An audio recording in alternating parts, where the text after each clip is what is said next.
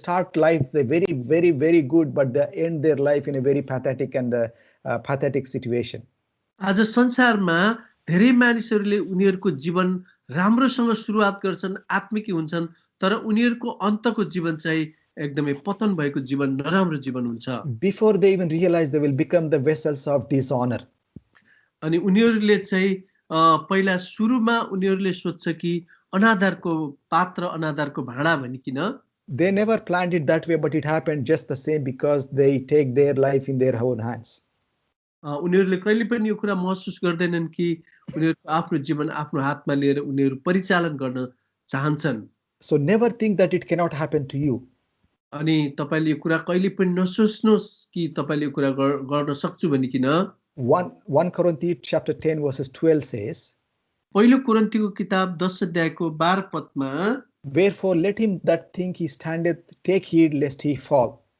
यहाँ लेखिएको छ पहिलो कोरिन्थी 10 को 12 पदमा, कुनै मानिसले पनि म खडा छु भनी सम्झन्छ त्यो होशियारी होस्, नत्र त्यो लड्ने छ।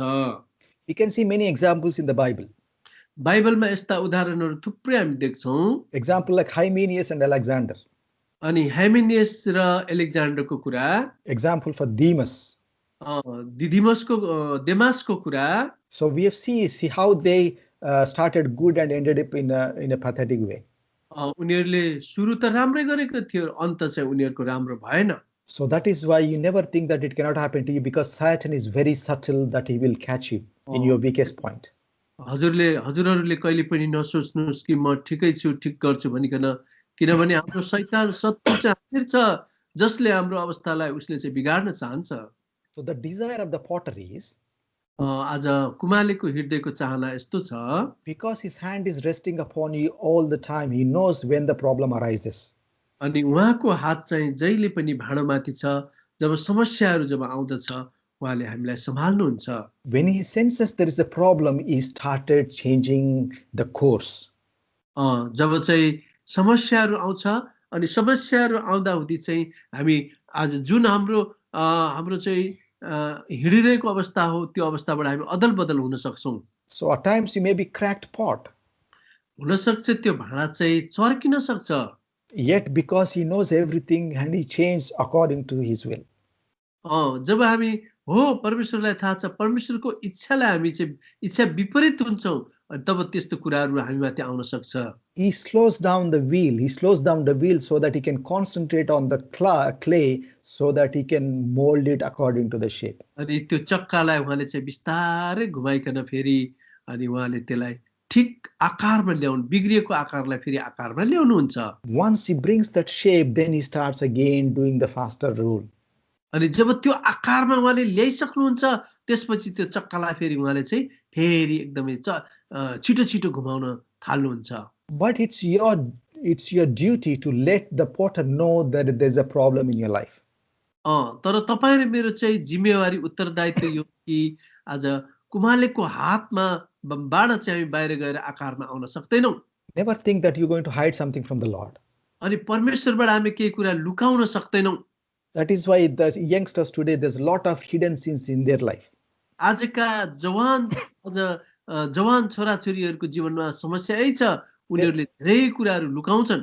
They may think they can hide from their parents, they may think they can hide from the pastor, they may think they can hide from the teachers.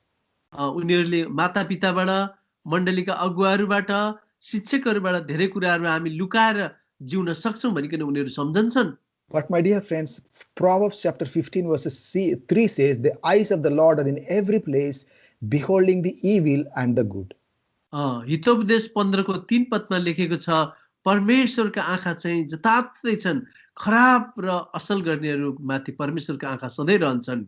Hebrews 4:13 says, Hebrew 4 को 13 पदले भन्छ, neither is there any creature that is not manifest in his sight, but all things are naked and open unto the eyes of him with whom we have to do. आज परमेश्वरले सृष्टि गर्नुभएका कुराहरू कुनै कुराहरू पनि परमेश्वरको दृष्टिमा लुकेर छिपेर रहन सक्दैन, सबै कुरा खुला र नाङ्गा छन् भनिकन बताएको छ। That is why, my dear friends, God knows every thought, every deed, every motive of your life. त्यसैले मेरा प्रिय मित्रहरू, आज परमेश्वरले हाम्रो हृदयबाट उठ्ने विचारहरू इच्छाहरू सब कुरा परमेश्वरलाई अघि नै थाहा हुन्छ Don't keep secrets with God and hide things from Him. परमेश्वरबाट कुनै कुरा पनि हामी लुकाउने प्रयास नगरौँ Best thing is to go to Him in response and have His touch again in your life. अनि हाम्रो जीवनको सबैभन्दा आज पहिलो महत्त्वपूर्ण कुरा चाहिँ हामी उहाँकै फर्केर उहाँको स्पर्श चाहिँ हामीलाई चाहिन्छ The sooner you reach to the place of God, He desires, and then sooner you'll become to be used for the glory of God. अनि हामी जति छिटो परमेश्वर कहाँ जान्छौँ हामीले परमेश्वरको हाम्रा सबै कुराहरू मानिलिन्छौँ तत्कालै परमेश्वरले चाहिँ हामीलाई फेरि पनि त्यो आकारमा ल्याउन सुरु गर्नुहुन्छ Because God is very patient. किनभने परमेश्वर धीरजी परमेश्वर हुनुहुन्छ Even though the clay is misshapen and deformed and become marred, it is still in His hands.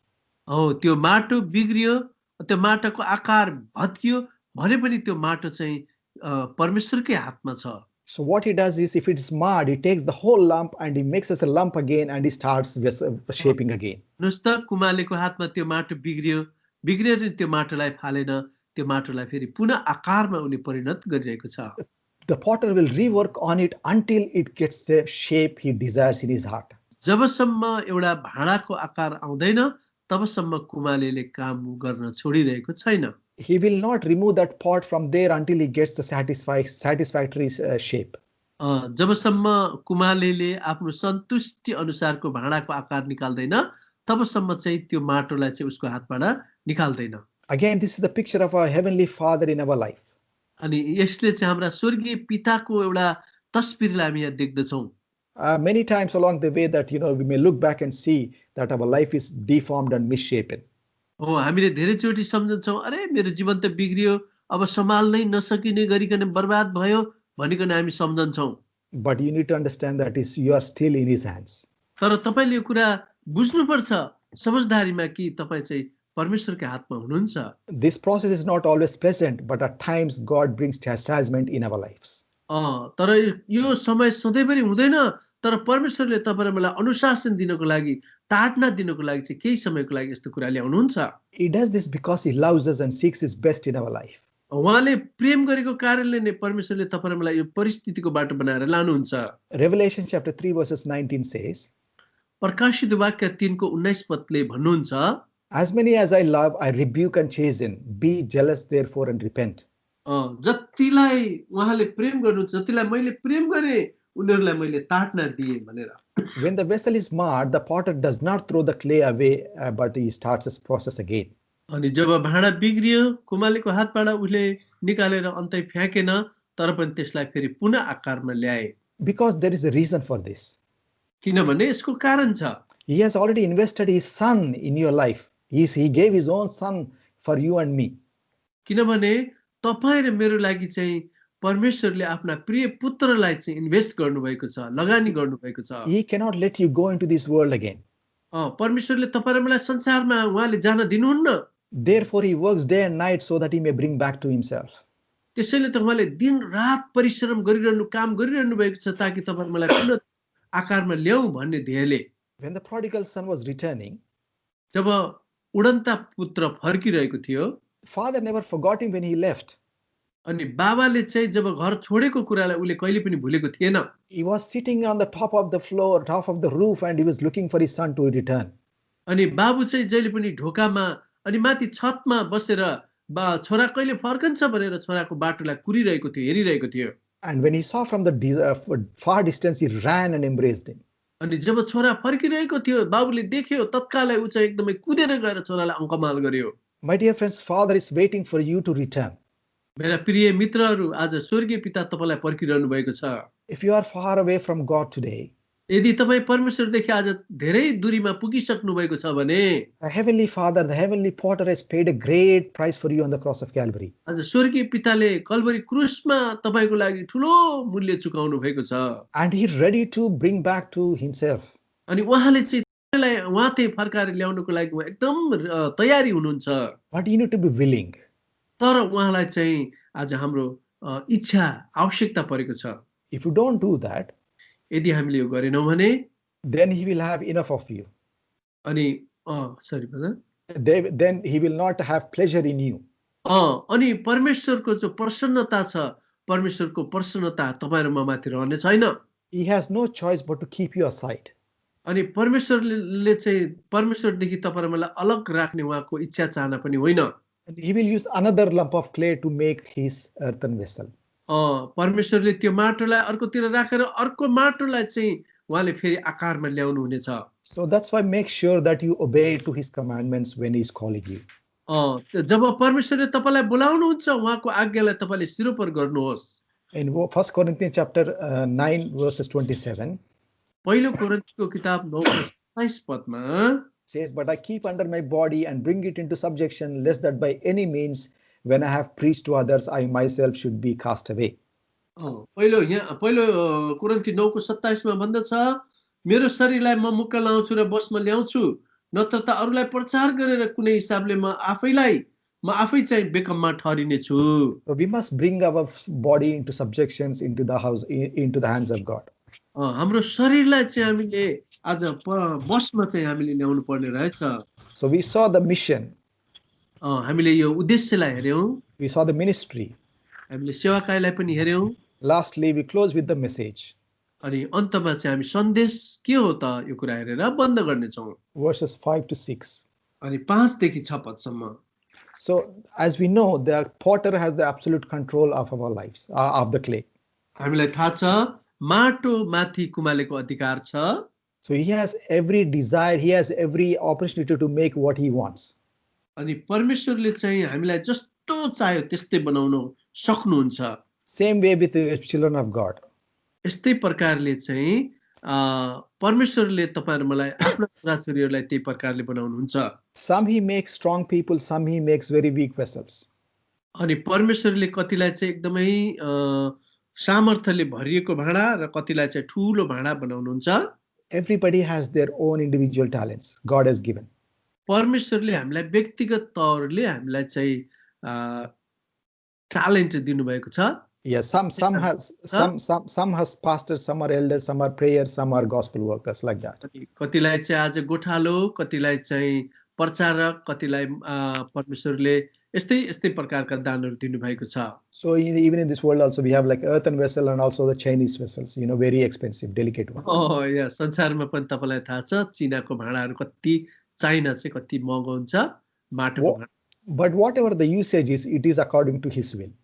तर हामीले हाम्रो इच्छा भाँडालाई हामी इस्तेमाल गर्छौं। We have no right to ask the potter what kind of vessel you have made me.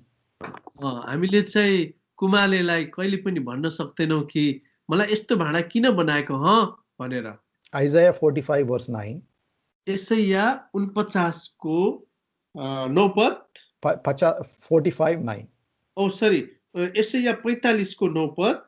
Woe unto him that striveth with his maker, let the potsherd strive with the potsherd of the earth. Shall the clay say to him that fashioneth it, what makest thou?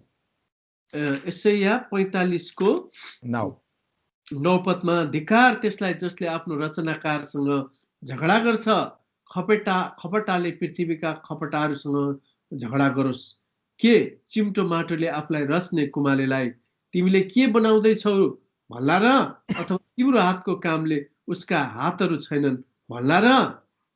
Exactly. So whole point is that God decides what he wants to be, you and me, in this world. यसको खास कुराको निष्कर्ष यही हो कि कुमालेले जस्तो चाहन्छ त्यस्तै उले आकारको भाँडा बनाउन सक्छ। Our duty is to submit to his perfect will.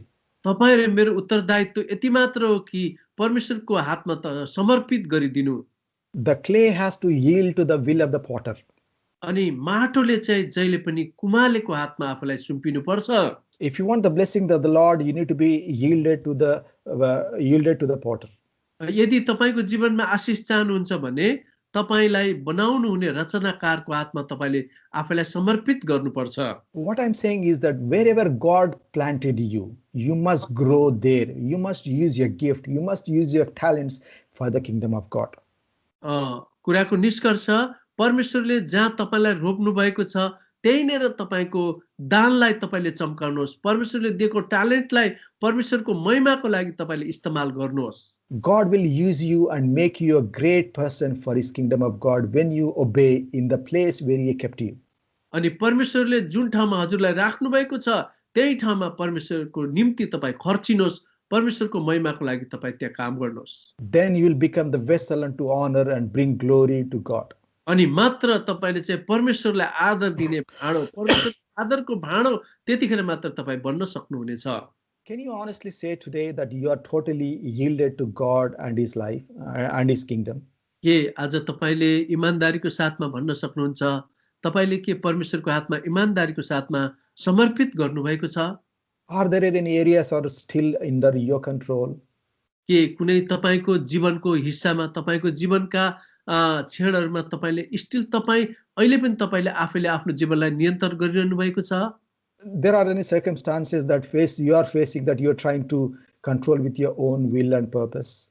आज यस्ता जीवनका परिवेशहरु छन् कि कुनै तपाईले आफ्नो जीवनलाई आफैले नियन्त्रित गरिरहनु भएको छ? Oh, are you just a clay that you are waiting to be molded by your potter? कि भने त्यो माटो जुन माटोले कुमालेले फेरि भत्किएको माटोलाई बिग्रिएको माटोलाई एउटा आकारमा ल्याउनको लागि पर्खिरहेको छ। Can you see God's hand in your life as you go along in this life? अनि के तपाईको जीवन प्रत्येक क्षणहरुमा परमेश्वर तपाईको साथ साथमा भएको अनुभव गर्नु भएको छ? Can you sense the heavenly potter in your life? के स्वर्गीय कुमाले तपाईको जीवनमा हुनुहुन्छ? Can you see that potter is shaping your image to the glory of God? के परमेश्वरले चाहिँ त्यो भाँडोलाई माटोको भाँडोलाई उहाँको महिमाको लागि ईश्वरीय एउटा आकारमा बनाउँदै हुनुहुन्छ?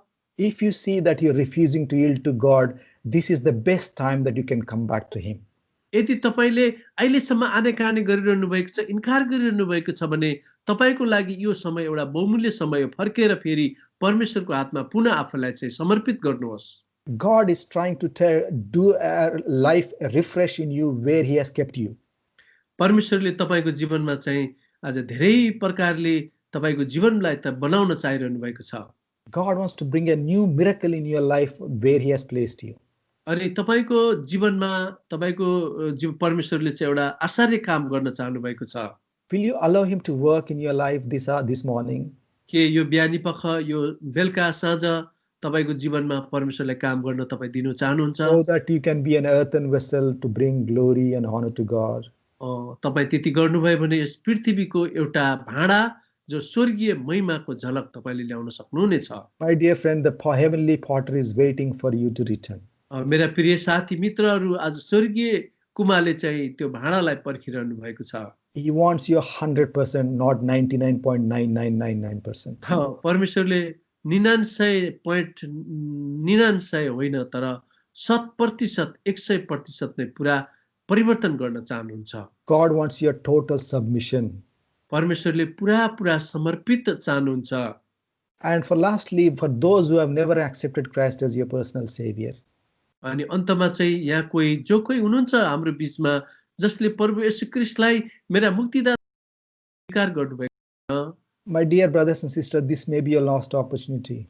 मेरा प्रिय दाजुभाइ दिदीबहिनी हुन सक्छ यो तपाईको अन्तिम एउटा सौभाग्य क्षण हुन सक्छ। We are living in the last days of Lord's coming. प्रभु येशू ख्रीष्टको आगमनको अन्तिम क्षणमा दिनहरुमा हामी जिरहेका छौं। We are living in the most pandemic situation. अहिले यस्तो भयावह परिस्थितिमा तपाईहरुमा जिरहेका छौं। Millions of people died all around the world. आज मिलियन मान्छेहरु चाहिँ सारा संसारमा मरिसकेका छन्। If you are still alive, there is a reason for your life. अनि तपाई आज जीवितै हुनुहुन्छ भने यही कारणले हुनुहुन्छ तपाईको जीवनमा केही परमेश्वरको उद्देश्य छ। As the prodigal son returned to father, you must return to him. जसरी उडन्ता पुत्र परमेश्वर त्यही फर्केर आए त्यसरी तपाईं परमेश्वर कहाँ फर्केर आउनुहोस्। He wants to take your life and shape it according to his will so that you may be his glory in this world. परमेश्वरको महिमाको लागि चाहिँ जसरी परमेश्वरले आज त्यो भाँडा बनाउन चाहनुहुन्छ त्यो परमेश्वरको महिमाको लागि तपाईको जीवन परमेश्वरको हातमा सुम्पिनुहोस्। Will you come to him this morning? अनि यस बिहानी पख तपाई फर्केर परमेश्वर थे आउनुहोस्। Any youngsters, anyone who is refusing to yield to the kingdom of God. आज तपाई हाम्रो बीचमा कोही जवान हुनुहुन्छ जसले गरिरहनु भएको छ परमेश्वरका आउनको लागि। Salvation is individual. व्यक्तिगत तौरले हामी चाहिँ आज यो कुरा स्मरण गरौँ। Your father cannot save you. तपाईको आफ्नै बाबाले तपाईलाई बचाउन सक्नुहुन्न। Your mother cannot save you. तपाईको आमाले बचाउन सक्नुहुन्न, Your church cannot save you. तपाईको मण्डलीले तपाईलाई बचाउन सक्दैन। You need to save yourself. अनि आज तपाई आफैले नै निर्णय गर्नुभयो तपाईको आफ्नो बचाउको लागि। That is only in the simple obedience to come into the Lord Jesus Christ. आज एउटा हाम्रो पापी अवस्थालाई देखेर नै प्रभु येशू ख्रीष्ट यस संसारमा आउनु भएको हो। In simple faith that he died for you, rose again on the cross of Calvary. अनि एउटा सानो सरल विश्वास, जुन विश्वास आज प्रभु येशू ख्रीष्ट चाहिँ तपाईको पापको लागि मर्नुभयो, गाडिनुभयो अनि बौरेर उठ्नुभयो भन्ने कुरालाई तपाईले विश्वास गर्नुपर्छ। If you say this simple prayer, God will come into your life and start dwelling in you. यदि यो साधारण प्रार्थना तपाईले गर्नुभयो भने अहिले नै प्रभु येशू ख्रीष्ट तपाईको जीवनमा आउनुहुनेछ। Revelation chapter 3:20 says, प्रकाशित वाक्य 3 को 20 ले भन्नुहुन्छ 3:20, I stand at the door, as many, it says, behold, I stand at the door and knock. If any man hear my voice and open the door, and I will come into him and sup with him, and he with me. यदि म ढोकामा excuse me, हेर म ढोकामा उभिन्छु र ढकढक्याउँछु, कसैले मेरो स्वर सुनेर ढोका excuse me, खोल्यो भने उसका म भित्र आउनेछु र उसँग भोजन खानेछु अनि उसले मसँग खानेछ। My dear brothers and sisters, if Lord is knocking at your door of your heart, this is the time to respond. मेरा प्रिय दाजुभाइ दिदीबहिनीहरू, यसै घडी परमेश्वरले तपाईको हृदयको ढोका खटखटाइरहनु भएको छ भने यो तपाईको लागि एउटा यस्तो क्षण हो, तपाई फर्केर पुनः तपाईको ढोका खोलिदिनु पर्छ, हृदयको ढोका खोलिदिनुहोस्। This is the best decision you have ever made. अनि यो निर्णय तपाईको यस्तो निर्णय हुनेछ, यो तपाईको जीवनको ठूलो निर्णय, And you will never regret it. तपाईले कहिल्यै पनि तपाई आत्मग्लानि हुने छैन।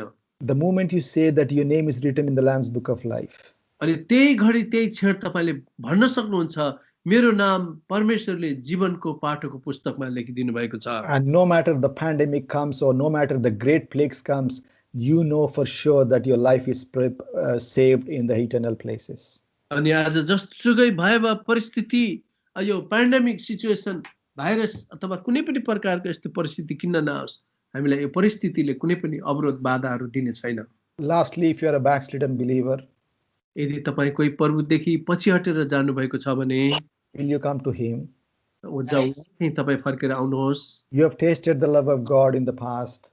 जब तपाईले परमेश्वरलाई विगतका दिनमा परमेश्वरलाई तपाईले चाख्नु भएको छ, Because of the troubles and cares of this world that you have fallen into this world, जब यस संसारको आज परीक्षाले संसारमा भएको सतावट, खेदो, निन्दा विभिन्न प्रकारले तपाई चाहिँ आज प्रभुदेखि टाढा हुनुभएको छ। but don't you see the power of God? के परमेश्वरको सामर्थ्यलाई तपाईले देख्नु भएन? Will you allow him to come into your life to work, to manifest his power in your life?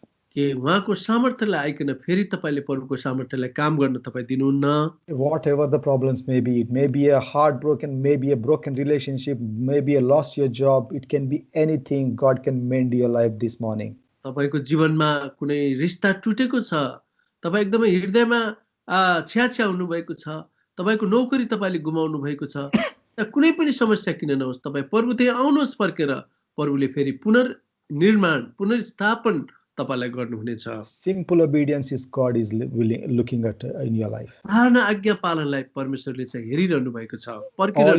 All you have to do is, Lord, please forgive me. यति मात्र तपाईले भन्नुहोस्, प्रभु मलाई क्षमा गर्नुहोस्। Oh Lord, I want to follow you.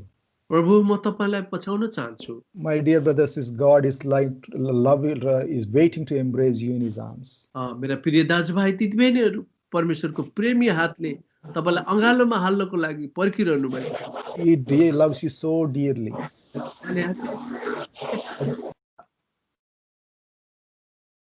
He loves you so dearly.